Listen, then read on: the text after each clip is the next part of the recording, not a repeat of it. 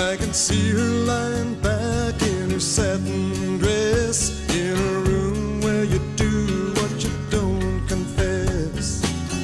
Sundown, you better take care if I find you've been creeping round my back. Hey, happy Homebrew Wednesday.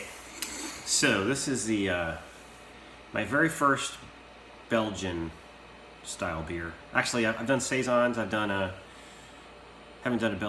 Belgian saison. So this is my first kind of Belgian, triple, double, quad, that kind of thing. This is a double. I'm calling it Double Trouble.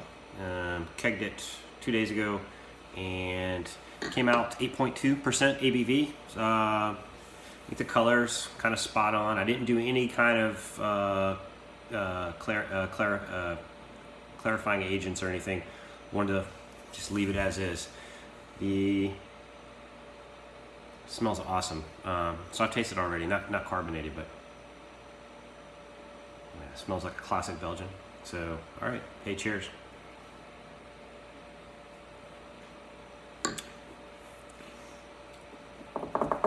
Bam, love it. No off flavors. It's highly carbonated, which is what was the one? There was a version of a Belgian double that I tried that was kind of the classic, and it was same amount of carbonation. Has that nice dark fruit kind of flavor to it. Man, I'm loving this. I don't think this is going to be on the keg very long. It's 8.2, so I can't kill it as fast as I would do, say, an American Pale, but I don't think it's going to be on the tap very long. So, exciting day. Actually, I got plenty. Stay tuned on this brew day, or in this video, because I've got a brew day that I did. I've got a home brew club brew day that I visited, thanks to Larmo22. Who came up to Aquia, this really cool place. It's like this homebrew store / pavilion / campground / I don't know. Didn't even realize it was there until Larry told me about it. But I went down there and got to go link up with him on Saturday, do some beer exchange, and hang out with his homebrew club for a little bit. That was really cool. While I was there, I picked up the homebrew supplies for Old School Double IPA. Really cool shop. I should have done some video inside the shop. I'll probably go back and get that. A little further out than the homebrew store that I normally use, but still, it's kind of worth the trip. It's kind of a really cool setup. It's a campground with like cabins and areas to have trailer hookups and all that, with a big pavilion behind it, and there's like showers and a laundromat. And then in that same building structure is a homebrew shop, and I think that's kind of the central focus of the campground. Really, really kind of bizarre, but cool. Very, very cool. So you'll see some video of that. And so I got all that, and then today I had a bit of a scare, a bit of a medical scare. I was talking to somebody at work today, and I started seeing some weird stuff out of my periphery, and then I got tunnel vision, and thought I was going to pass out, but I didn't. I maintained eye contact. When I was done, the guy that I was talking to had no idea that I was kind of going through this. So anyway, I went to the ER today. They hooked me up some electrodes I still have on my chest to do an EKG, and did a CAT scan, did all kind of stuff. Everything turned out normal, but I'm still going to go back for a follow-up tomorrow. But I was worried because my wife was like, maybe your blood sugar's high, you might have to stop drinking beer, and that would have sucked. But that was not the case, so NHC still on. But I got to go back and get it sorted out. Just a minute. I'm worried that I was in a wreck. I think I put it on the video. It was a while back, and I was worried that, I had my neck fusion revision surgery about a year ago, and probably around November, October, this lady, smacked into the back of me and actually sandwiched me between two cars, and, I kind of got jostled around a little bit, so I was thinking, hopefully the symptoms that I'm feeling right now isn't caused from that. But anyway, I'll go see the neuro docs tomorrow, and they'll check it out and make sure I'm good to go. So anyway, should be good, but it gave me some time to spend with my wife today, so that was fun. But anyway, I'm gonna do this quickly. I don't know how much video I have. This is already at 5 minutes, and I wanted to get this video out and make sure I tell you, have a happy homebrew and a very, very happy homebrew Wednesday. Man, I'm loving this Belgian stuff. It's high ABV. It's very malty. Nice fruity. Oh, I love it. Cheers, all. We're chilling. Yeah, absolutely. This is Larry's New Zealand IPA in his travel configuration. And we've got an extract going here. Let's go. I'm just pre-running it just to kind of. It's gonna get added back just to filter it out. This is such a cool set. Make sure you get a picture of our $600 banner. $600 We're getting banner. every Oh yeah. freaking I'll go penny's around. worth out of that thing. I'll go around and get that. $600? Yeah, that was $600. Oh, well, I got it up at the conference last time, so I'm calling her son, did you get your autograph in there? Oh, you got it all wet. We did that one time, right? Yeah. I bought one. This is outside Aquia, which is about a little over half hour from there's a homebrew store right up You get there. a group picture And then too. it's it's a campground.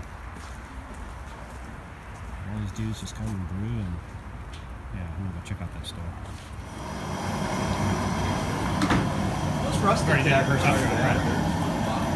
Where did you do They're small, they're like. Nope. Oh, you have? I'm at 90. Little spacey. Oh, yeah. Okay.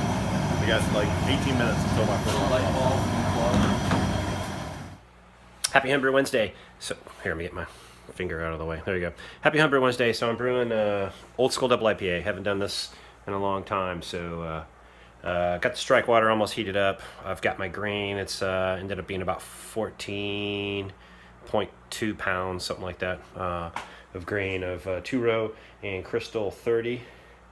And yeah, I'm just about up to my strike water here, so I'm gonna cut this short. Hops. I changed up my hop schedule a little bit, using about 0.75 ounces of Magnum for bittering, and then a whole bunch of Citra and Simcoe at various stages, starting at, I think it starts at 30 minutes, and then I really hit it towards the end and do a good whirlpool. So I'll cut back a little bit later and try to pick some of this up.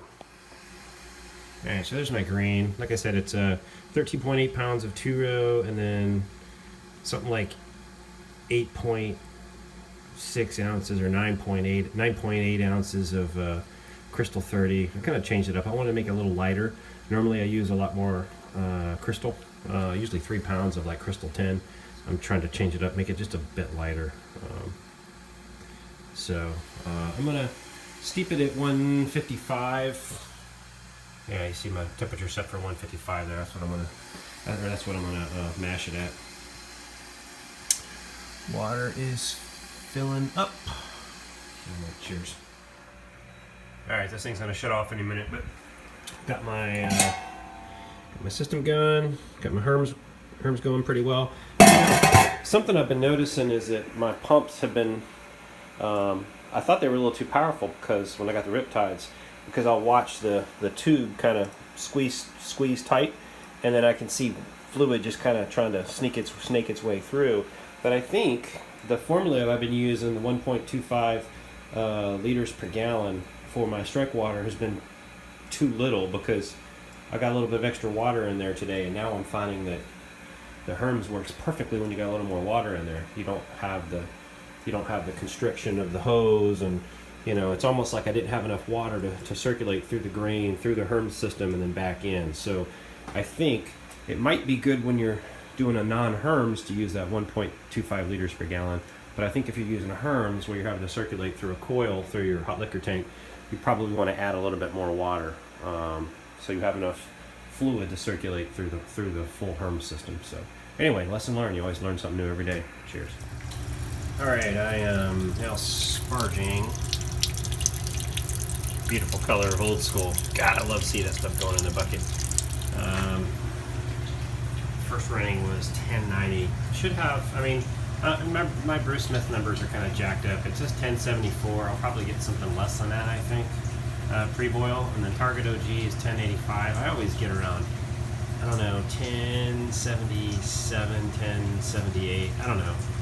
We'll see what happens. And I had this brew store from Aquia crushed my grain, so I usually use my crusher. So we'll see what happens.